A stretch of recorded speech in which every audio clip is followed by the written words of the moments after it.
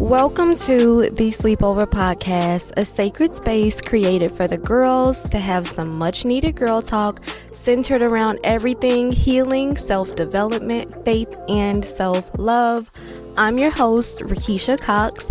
On this podcast, we'll have raw and honest heart-to-heart conversations that allow us to come undone and be our most vulnerable selves as we navigate through the dark waters of our 20s and 30s. Honestly, boldly, and faithfully. So put on your pajamas, grab your favorite drink, your favorite girls, and come with an open heart and honest mind because it's time for the sleepover. Wagwan gals, welcome back to the Sleepover podcast. I'm coming to you live. Well, not live. I'm coming to you on this mic real bold and bald-headed because I done chopped off my hair, y'all.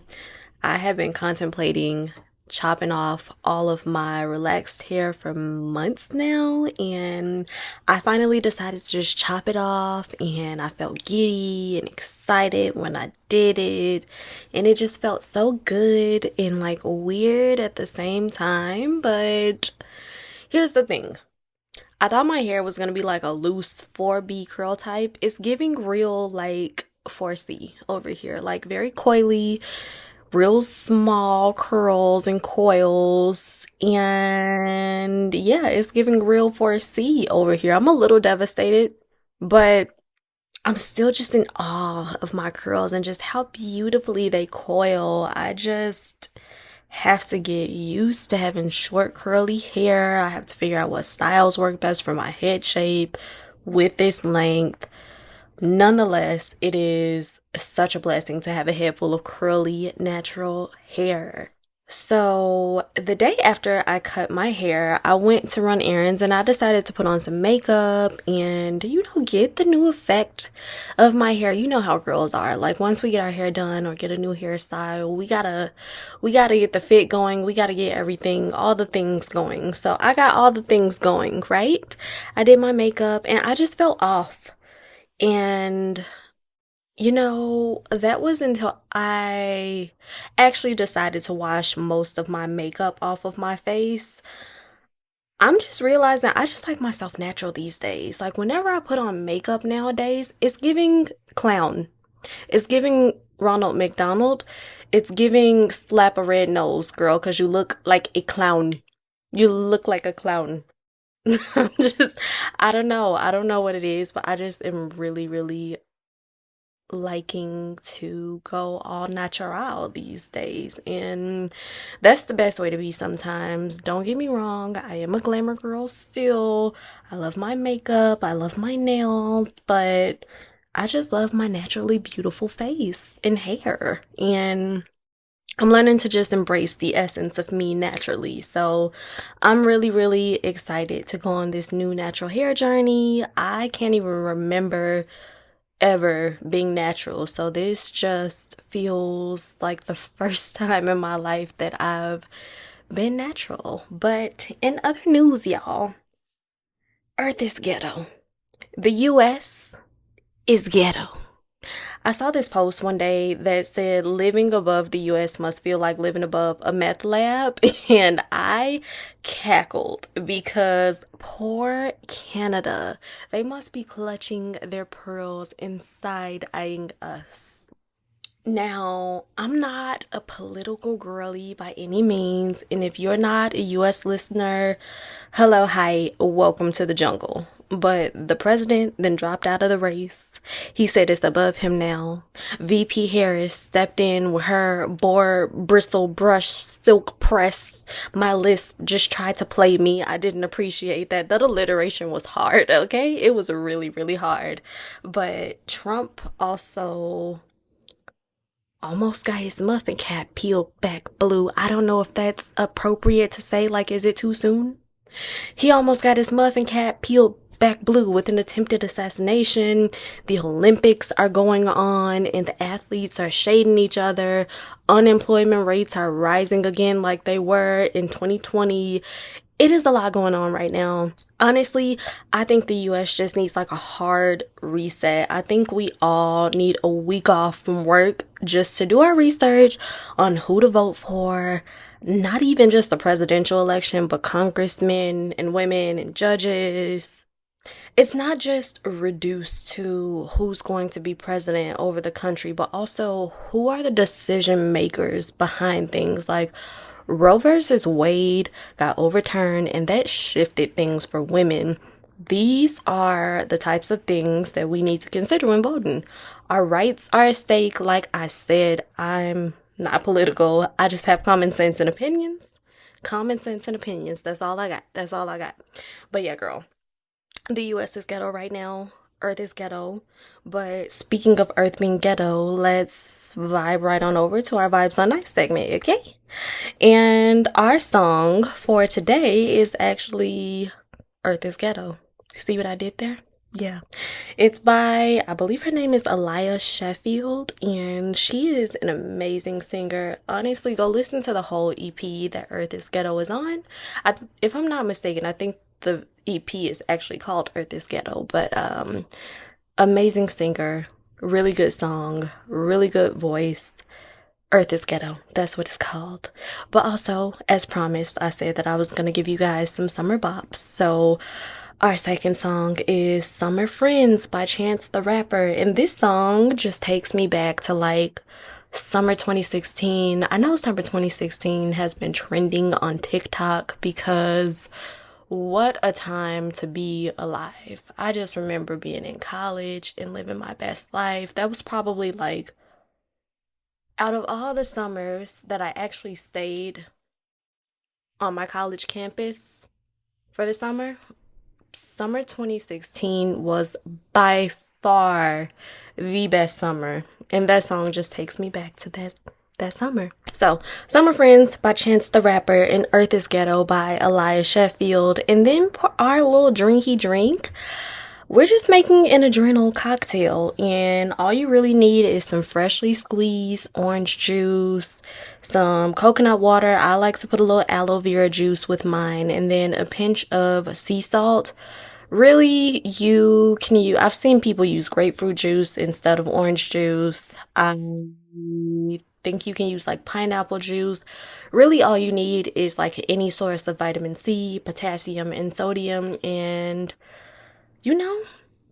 mix it on up, put it on ice or not. I don't put mine on ice, but it is really good for your hormone health. It's really good for adrenal fatigue. It's really good for lowering your cortisol levels, which, when you're stressed, your cortisol levels rise. And are we not stressed with everything that's going on right now? Are we not stressed? But anyways, girls, I feel like it's been a while since we've had an episode on friendship, and I've had so many different friendship encounters and woes, some friendship breakups, and honestly, for a while, I thought maybe I was the problem because it seems like it's really hard for me to keep friendships with women, especially. My friendship with my guy friends have easily been my longest standing friendships. But some of my friendships with women have left a sour taste or a deep ache in my heart. And sometimes God will allow you to go through some things because He trusts you to share your experiences with others who could relate. And He trusts that while you're sharing, you won't bleed on other people or bring your brokenness or bitterness into it. Honestly, I have been hurt by men, but nothing ever comes close to the heartbreak and betrayal I've experienced at the hands of other women. And that says a lot coming from me, who's been in a relationship with someone who was a bit of a narcissist. So, in this episode, we're going to be talking about 10 types of friends or friendships to avoid. And if I can, on the spot, I'll try to think of some TV shows that center around friendships. I'll give an example. If I could figure out like a character who would be a good example for each of my examples. But listen, don't get your hopes up because I don't really have the faith in myself to think of that on the spot. So, anyways, number one, the male obsessed friend. This is the friend who can't have a conversation without bringing up men.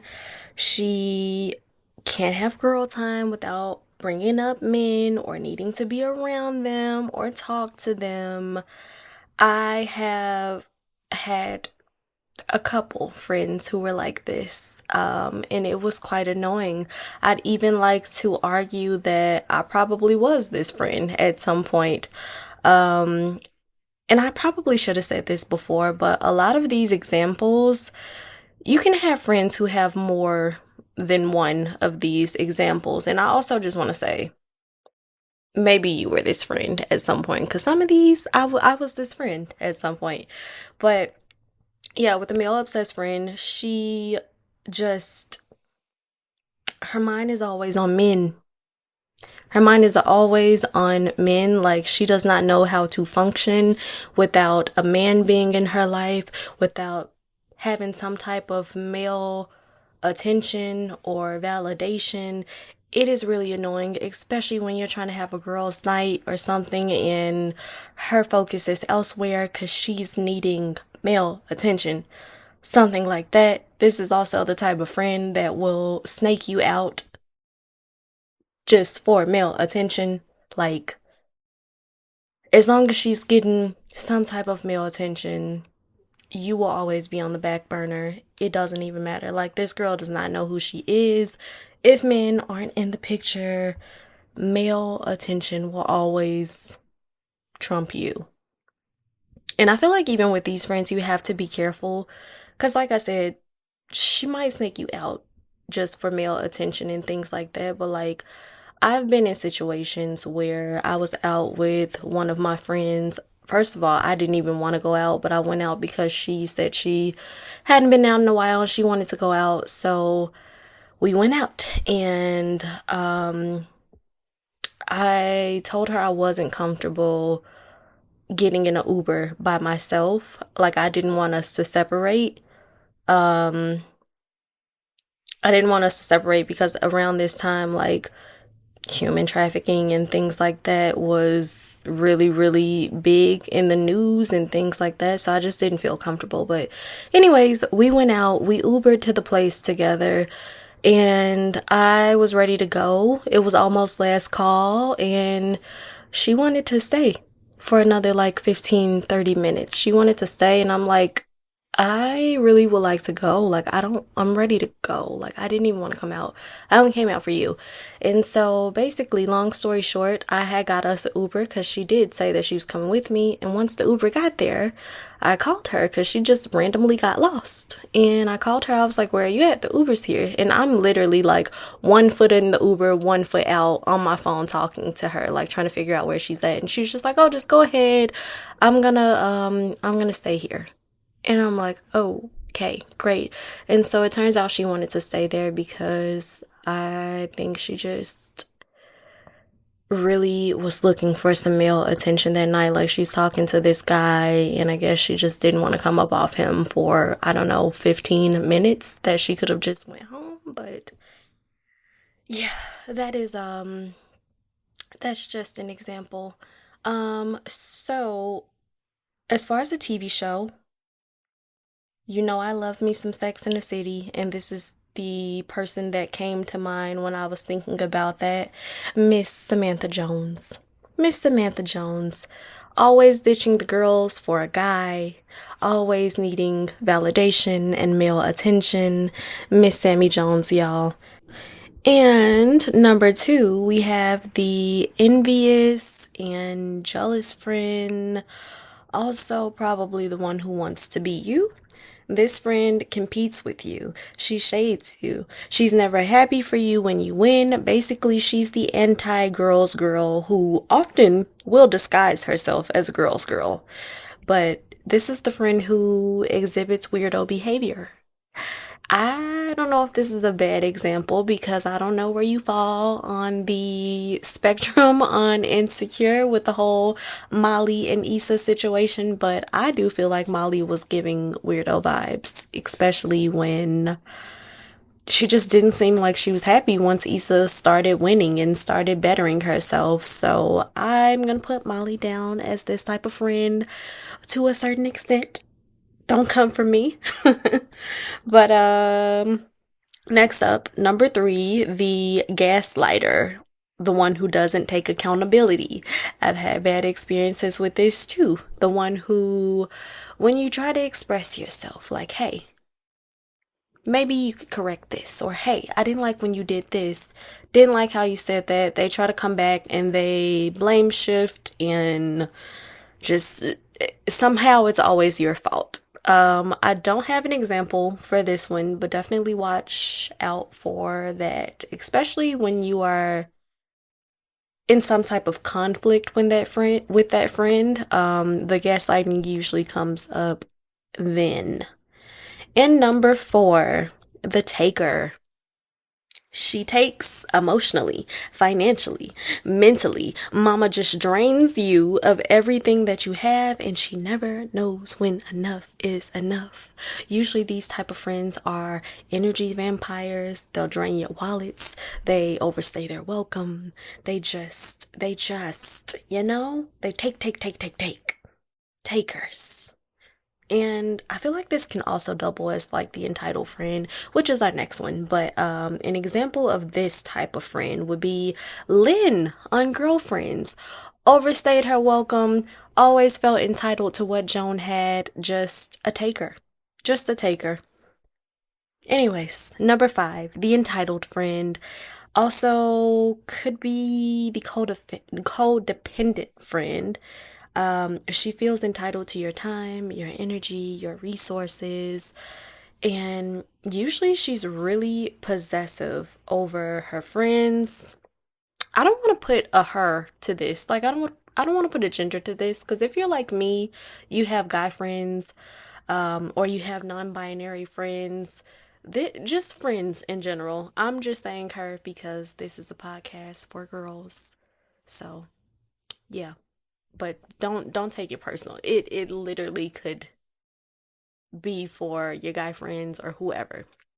But anyways, she's usually really possessive over her friends and no one can be as close to you as she is, or you're their only friend. So they are very dependent on your friendship, meaning they need to talk to you all the time.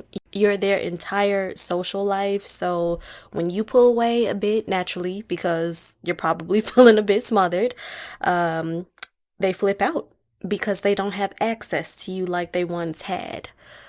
I think a good example for this, kind of a little dramatic, but if you've ever seen the movie The Roommate, where her roommate became super, super possessive over her, that girl was crazy. So like I said, this is a bit dramatic, but yeah, she was possessive. She's definitely possessive and codependent. So yeah. The Roommate. I don't remember the character's name, but The Roommate, the movie The Roommate. Number six, the one up you friend who is competitive. She sees everything as a competition, even when you're just telling her, like, good news or some highs or something like that, then she just needs to compete with you. I had a friend before where I was just casually telling her, like, oh, I caught up with one of my old friends and, it was really nice talking to her. I think we needed that talk. And then she just randomly came back like, I've been on the phone with my friend for 2 hours. And it's just like, okay, girl, cool. Like, it's really just not a competition. Like, it's not that serious. And I did start noticing, like, any little thing I said, it's just like she tried to like one up me in some type of way. Like I could tell her a dream or like some type of revelation I got from God, and then here she come, and it's just like, okay, this is exhausting. Oh, a good example of this, again, going back to Sex in the City, my girl, who I love hate, Miss Carrie Bradshaw, she makes everything about her, even when it's not about her. Everything is about her. Like, Charlotte gets married. Oh, Big is doing this. It's just always about her. It's always about her. So, yes. What number are we on? Seven? Are we on seven? Are we still doing numbers? Hello? Are we still here? Okay, the frenemy. So this person resents you. They probably don't even like you for whatever reason, because you're closer to someone else, or you have something that they want, or they simply just don't like you as a person, but for some reason can't stay away from you. I have had a friend like this, and I felt God nudging on me time and time and time and time again, like, girl, let this friendship go. But I felt bad because she was so flip-floppy. Like, one day she's cool, we're good, she's nice. And then the next, she just kind of is very standoffish. She's passive aggressive, she's shady. And it's just like, do you even like me? Like, why are you here? Why are you really here? It was just really, really weird energy, but I definitely felt God like nudging me, like, walk away from this friendship because this person is not for you. And in hindsight, I can see, like, I don't think she liked me. I don't think she liked me. I don't really want to get into it, but I did notice she would always kind of make comments like my skin color bothered her. I'm a lighter skinned black woman. She was I wouldn't even say dark skin. She was like a chocolate skinned woman. Beautiful skin color, but for whatever reason, like my skin color bothered her. And don't let me like wear my hair curly bothered her. I don't know what it was, but yeah, like, ooh, the frenemy. An example of the frenemy. mm, Maybe Tony Childs on Girlfriends. I don't know. I feel like she had really, really weird energy towards Joan and also towards Maya. Like I never knew if they were actually friends or what, but I don't know. That's the best I could do right now. That's the best I could come up with right now on the spot. Number eight, the judgmental friend. She is always judging and second guessing your choices and decisions. She can't seem to wrap her head around you having a different perspective or opinion. She wants you to do everything that she wants you to do and will make you feel like crap if you don't because she's judgmental. And yeah, I just feel like that stems from a person's own insecurities, but whatever. Um, I don't think I have an example for this one. I feel like I do. I feel like it's right on the tip of my tongue. Who? Charlotte. Probably Charlotte. Yeah, I'd say Charlotte on Sex in the City. I like Charlotte though. I have grown to like Charlotte, but she was very uppity and prissy, and I feel like she judged Samantha a lot for being fluent in her sexuality. She judged Carrie for making dumb decisions in her love life, and she was making them too. But hey, nonetheless, she was judgmental. Number nine, the friend that likes you, likes you. You know what I mean. She likes you. He likes you. They like you. And not like, oh, I like you as a person, like you, for obvious reasons. They are only around because they're waiting to get with you. And I think God just snatched me out of a friendship like this. And that's all I'm gonna say. I don't have an example for this one because honestly, I don't really know if I've seen any movies or TV shows that have a friend that like liked them like them. I mean, I guess I could go back to Girlfriends. I feel like William always had a crush on Joan, but he masked it as like, oh, we're friends, we're cool, all of that. So I guess that's an example. And last but not least, can't talk today, clearly. I'm just winging this episode, by the way, if you can't tell. Number 10, the shapeshifter. They're the one who is they're completely different with you than they are with other people and when they're around other people. And I'm not talking about like your friend being more introverted with you and then when they're around other people, they're a little more extroverted or vice versa. I'm talking they're way on the other end of the spectrum when it comes to other people. They're trying to embarrass you or humble you. They're a wild child but a saint around you, or just vice versa, like completely different. Like, just again, weirdo vibes. Weirdo vibes. An example. I don't know. I don't know. Can't think of it. I'm tired. A lot of these examples can be in one person. You can see the entitled friend and the shapeshifter, the gaslighter and the one up you friend. Like, it doesn't matter.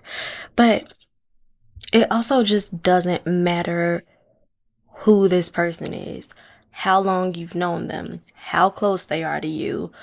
Always, always, always have boundaries and limits, even with your friends. And trust your gut if you have a feeling about people, but also like communicate in a healthy way if you can. But I understand because some people also just like need to get cut off for your sanity. But some people are just genuinely lost and lack self awareness. So you have to put them on to their own bull. Put a little mirror up and be like, listen, you're being a crappy friend. But just remember, if you're putting that mirror up, remember to turn it around and look at yourself, because sometimes we are the crappy friends and we need some reflection, no pun intended, and correction too.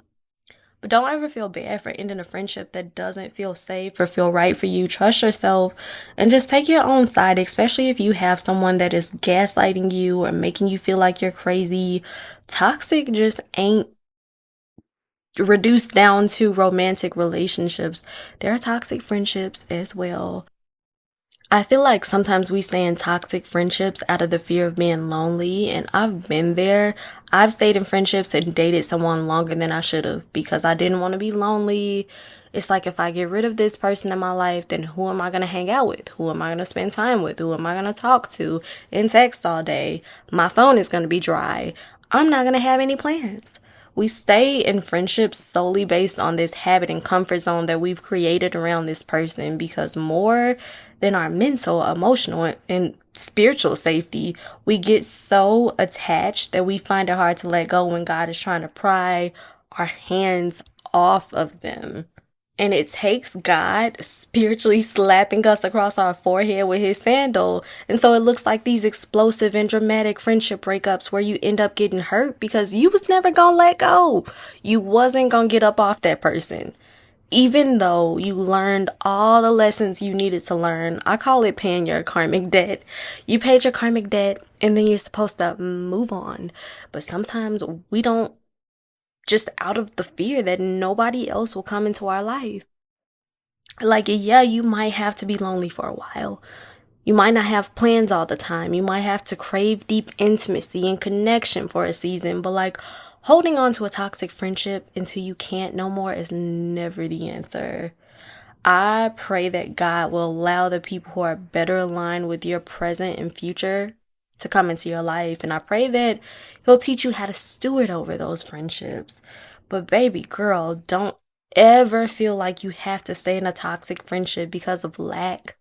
But I say all that to say, here's our journal prompt for the week. So I want you to journal, what are the qualities of a healthy friendship for me, meaning for you? What are the qualities of a healthy friendship for you? And in what areas can you do better with being a better friend yourself? Because like I said, sometimes we are the crappy friends. And there's not a lot of there's not really a manual on friendships. Like there is like people don't really talk about how to be a better friend like they do how to prepare to be a wife, how to prepare to be a husband, things like that. So yeah, just do some reflection and figure out what you're looking for in your friendships, just like you figure out what you're looking for in your romantic relationships. And also, little introspection never hurt nobody. Because sometimes we do need some correction and we could be better friends. But that's all I got. That's all I got. I feel like I've been talking and rambling, so I will talk to you ladies at the next sleepover. Sending you so many hugs and kisses.